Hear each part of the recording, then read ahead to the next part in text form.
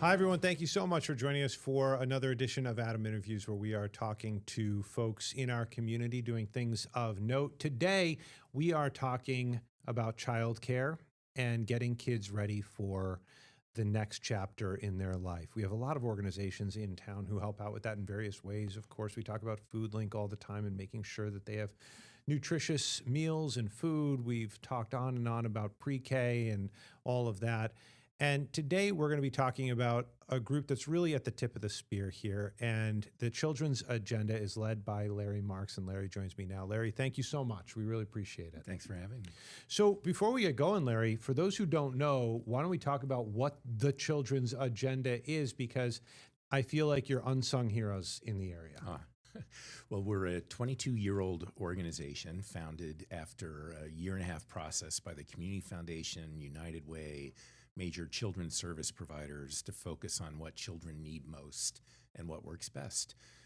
They built an organization around their answer to those questions, and it had three ingredients: advocacy, independent of providing any service. So we're not a service provider, though we team up with them frequently. But we focus on policy and funding changes that are at a systemic root level to make a difference in kids' lives. And we don't take any government funding in order to be strictly independent in our advocacy. Secondly, we're evidence-based, so we focus really on impact analysis and sense of outcome. And then thirdly, God help us, we're focused on the whole prenatal to young adulthood continuum and all the connections in between. So in that work, we've focused on issues like childcare, on early intervention and preschool special education for kids born with developmental disabilities and developmental delays and disabilities, things like poverty for families, things like education issues, exclusionary discipline, pre-K, and health issues. So when I hear that, I was on the board of the Villa of Hope for more than 10 years. And in that vein, I learned that a lot of nonprofits, in the effort to do as the maximum amount of good, take on too much. Yeah. And what you described to me, I just kept thinking, how are you doing all of this? How is that possible? Yeah, well, you have to pick your shots carefully. And it's always about what's the progressive edge of what's possible.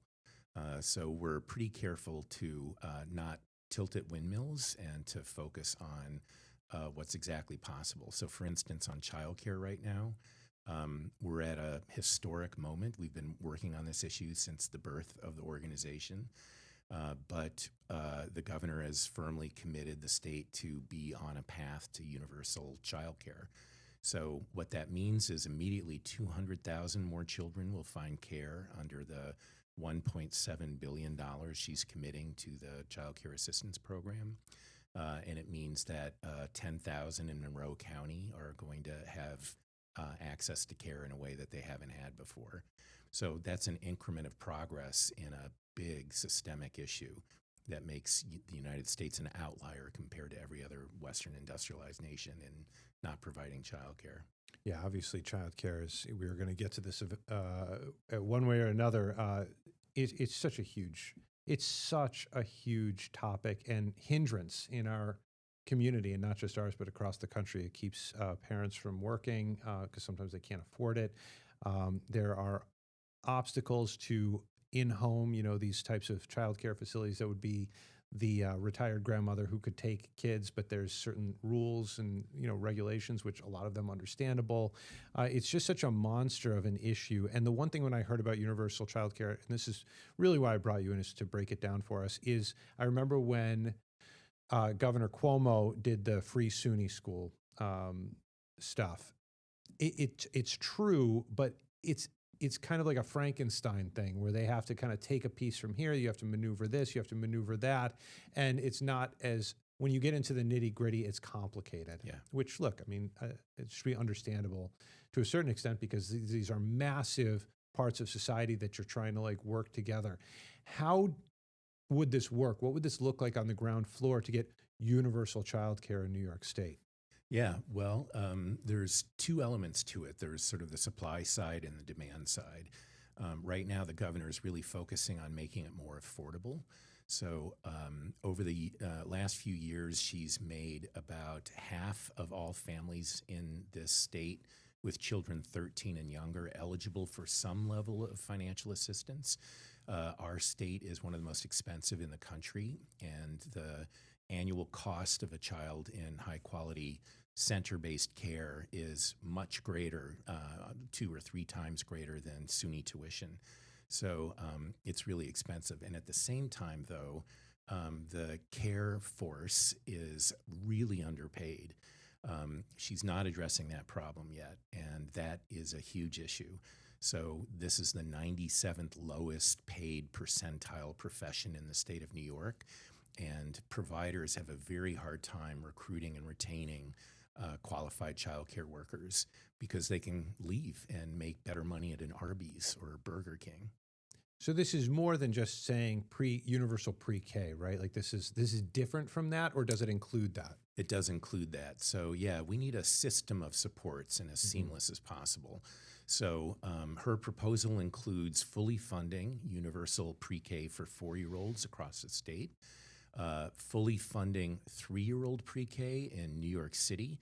Now, Rochester has a very high utilization rate of 3-year-old pre-K as well, so we're hoping to make some adjustments to the legislation to make sure the home base is covered for that too. And then uniquely in New York City, covering 2-year-olds, what they're calling 2K, which will be some mix of schools and community-based organizations and home-based care providing childcare in New York City. In addition to that, she's providing a lot more money for childcare assistance to try to clear the backlogs statewide. There's about 16,000 kids now currently waiting for slots who've qualified for childcare assistance. And there's something like 31 counties that have had a backlog, either waiting lists or they don't want to establish waiting lists. We're not one of them, thank goodness. But that funding will help ease those backlogs. And then the other aspect of her proposal is creating some pilot programs to demonstrate the validity of approaches to universal care. And those are going to be in 3 counties, in Broome, Dutchess, and also Monroe County. So we're really excited okay. So about we're that. one of the pilot. What does that look like here? So what it looks like is concretely $20 million that's going to be allocated to create at least 1,000 new slots for children from birth to 3. Those are the most expensive kids because the staff ratios to be in childcare for infants and toddlers is much lower than it is for older kids. And so it's going to help where there's the greatest need. There's a lot to be figured out, even by them, let alone by the county. But the nice thing is we've got a very good county administration and DHS firmly committed to childcare, which is one of the reasons why this county has been chosen as the pilot site. How did yeah, I guess you just kind of answered my question, but I guess I am curious if you could go into a little bit more detail over why we were chosen, because I've got to think that there are other counties out there that probably have a similar quality or similar setup. Yeah. Well, Monroe County has been putting its money where its mouth is for a long time and has, over the years, been one of the highest spenders on the child care assistance program compared to other counties around the state, certainly for a county of our size. So that extra commitment, which has been in place for a long time, I think has demonstrated why Monroe County wants to move in this direction. Where does the money come from for all of this? I mean, in a time that we are hearing about cuts, especially from the federal level. Yeah, this is all taxpayer funded, just as it is in every other country around the world. And it's recognizing that somewhat like K through 12 education or like roads, childcare is a very important public good. It should be part of our infrastructure. That's how it's recognized in most other Western industrialized countries in the world. We have not yet recognized it as such. But people can't work. People of childbearing age can't work. We recently did a study that showed a poll of 1,000 likely voters in 2026. This is in early December 2025. And 78% of people considering having children don't want to do it in New York State because of the affordability crisis. And most of that has to do, when they talk about affordability and you dig deeper, it's about childcare costs. That's interesting. Yeah. Look, there are those out there who make the argument this is the consequence of having both parents work. And perhaps there should be an emphasis on having a stay-at-home dad or a stay-at-home mom. What's the reality look like on the ground? Is that an ideal? Is that something that the Children's Agenda considers or even supports in some cases? Well, if you can make a living with only one parent in the workplace, God bless you and way to go, and by all means. But it wasn't too long ago in Monroe County that two working parents at Eastview Mall parked their three kids, ages 8, 6, and under 1 year old, on a bench while they went to work to support those three kids. They didn't have a choice. It wasn't so long ago when a single mom took her child with her 3-year-old son to Tim Hortons so that she could work her shift. She didn't have anybody to help her, and that kid horribly died during that shift. Yeah. No, I mean, you just hear about the tragic consequences of this. Where does it stand when it does come to those in-home daycares? I went to one. It was like, I think it was me and 3 kids, and she had her own kids, and she just kind of opened up her door. Is that difficult these days to open? Could there be boundaries or obstacles removed? Where does that fit into this whole picture? It's a good question. It's important, obviously, safety is number one. And so there's a lot of regulations built up to make sure that the places that care for our kids are safe. And that's good, but there's also some unnecessary things. So one of the things that providers have talked to us about a lot is that there is a requirement for any childcare worker to be fingerprinted, not once, but twice, by state agencies. Now, that cost is borne by the provider. It doesn't seem necessary to do it twice. And then if that caretaker starts to move to a different provider, they have to do it all over again. So there's a lot of systemic dysfunction in some of the regulations, and there's definitely things that we could do to make it easier to operate this business. But the priority is just to make sure that children are as safe as can be. I mean, I'll just call it, red tape. I don't mean it to be pejorative, but, that type of administrative expectations that might go into it. Is that something that might be part of the universal childcare? Yeah. Attacking that, changing it, that type of thing? Yeah, we definitely hope so. So just as an example, when somebody applies for childcare assistance, each county has different requirements about how to apply, about bringing your W-2 and showing what your wage level is. And there's a lot of paperwork that goes with it, not always customer-friendly paperwork, and sometimes so onerous that it creates a barrier to getting the financial assistance. And usually when a family is at the point of needing financial assistance, it's because they have a job waiting. So it's not like they can spend a lot of time. So the other thing, though, is it used to be that people had to recertify every 6 months that they were still eligible for that financial assistance, while they're also maybe applying for things like food assistance or Medicaid or other kinds of assistance that their family needs. Again, making it very unfriendly for customers. We would like to see in these pilots something like 2-year continuous eligibility, so that once a child and a family is approved for assistance, they don't have to reassert eligibility until 2 years later. That would make a lot of sense for families. Yeah, because you're saying what could have possibly changed in that time? Right. Yeah. Do you think that is there a state or area that has like best practices where you point to and you go, they're doing it right, or they're ahead of the curve on this one? We definitely look at other countries okay. who are getting it right. and also look at what we can improve from other countries. But New Mexico is starting to lead the way now in the United States for universal high quality early child care. And a lot of what New Mexico is doing is being replicated on a much bigger scale in the state of New York, where our population obviously is so much huger. But they created an Office of Early Care and Learning in New Mexico. That's what the governor wants to do here. Still some details to be released about what that exactly means. And they are working diligently to address both the workforce supports as well as the affordability issues.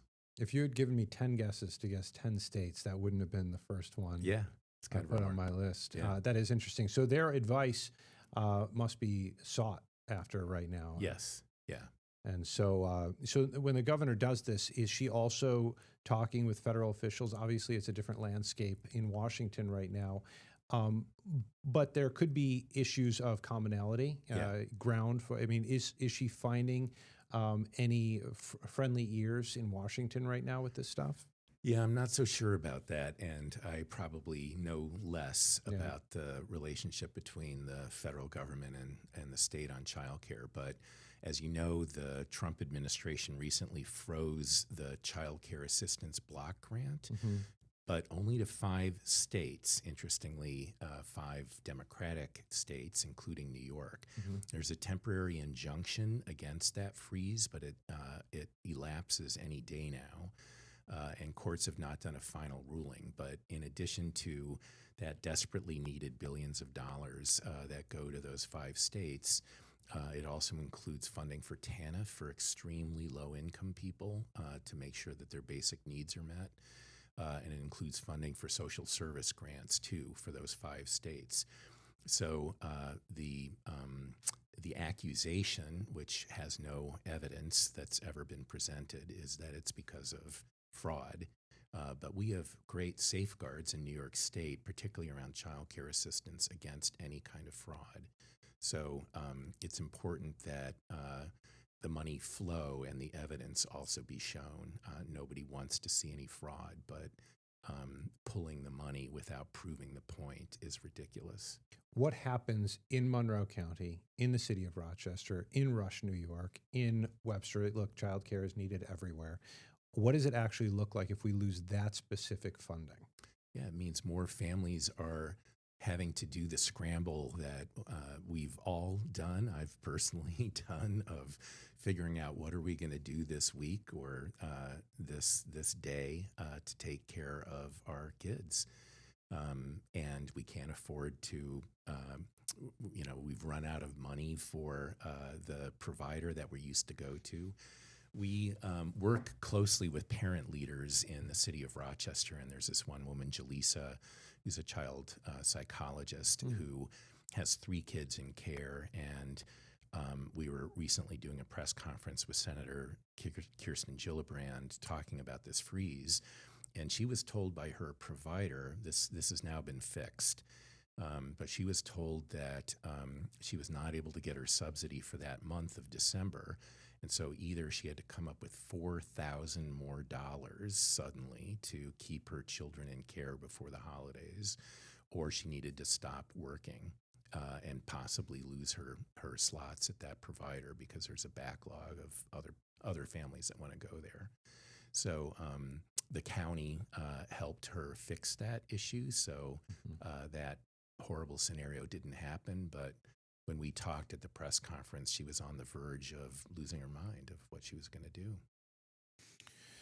It seems like, obviously, you mentioned that the children's agenda built into the title, the main group you're advocating for is children. I'm also getting the sense that you advocate for providers as well. Is that an accurate assumption or conclusion? No. Yeah, I would say no. Okay. Providers, the whole reason of creating the children's agenda is providers tend to do their own advocacy. Okay. We run a great service. We need more money, or these regulatory changes. So do that, and we'll do bigger, better, faster. We're often in partnership with them, but we see our interests as distinct. But any child is nestled in a family, whether of origin or not. All families are nestled in neighborhoods, and all those neighborhoods are in communities that are shaped by power relationships Hmm. and by policy. So we focus at that level of those power relationships and policy. And we have a group of, they call themselves the VIPs, the very invested parents, Hmm. who are sort of the tip of our spear. 30 of them going to Albany yesterday on a bus to advocate with legislators for what they need around childcare. They do that on all the different issues that we work on, whether it's early intervention or solutions rather than suspensions in public schools. But we have or fighting for greater tax credits to remove families out of poverty. So we've talked a lot about what government can do and is doing or should do, and obviously that's a huge part of this puzzle. Is there any work on just changes, community changes, approaches when it comes to families or neighbors or civic organizations? Are you working on that side of the argument as well? Not argument, of the issue as well. Yeah, definitely it takes all hands on deck to provide the kinds of supports that children and families need. And it would be so there, whether it's work on anti-racism education to make sure that people aren't inadvertently hurting a self-image of a growing child, or whether it's helping to make sure that after-school programs are meeting the level of quality that's important for children's development. Uh, uh, every single player in the community matters when it comes to the health, education, and well-being of our community's children.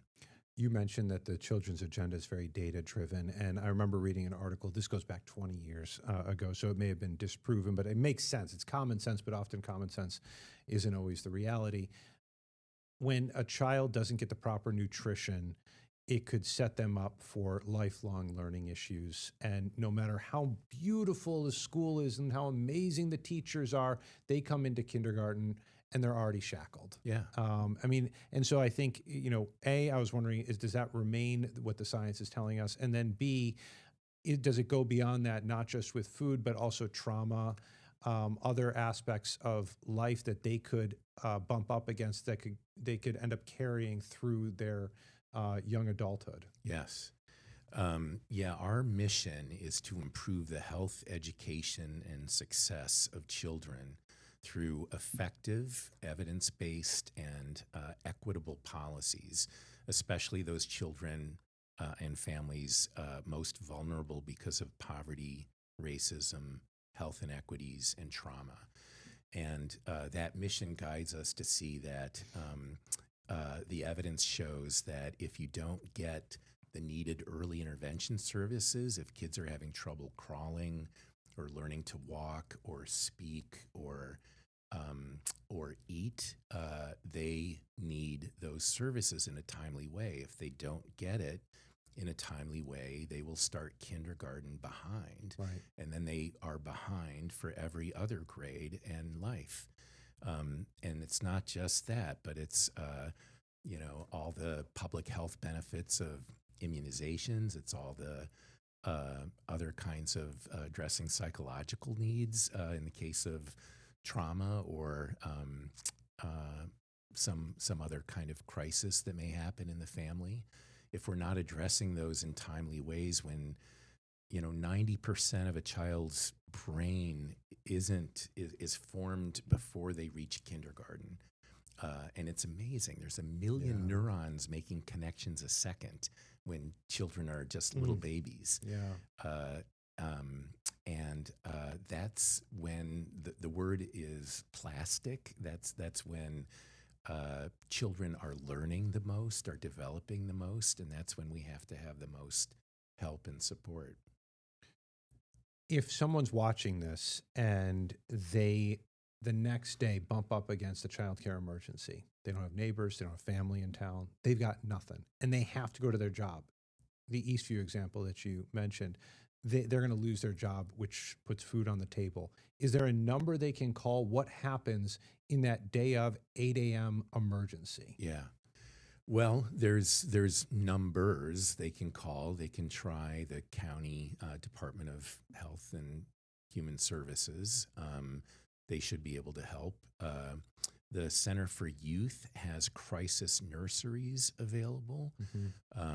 That's precisely for those emergencies. And that's another place to call to help. But none of those are systemic answers, of course, and none of those are the fix. It might help this family, this child, and that's a good thing, God knows. But what we really need is to help all the most vulnerable families and children, and that requires policy and funding changes.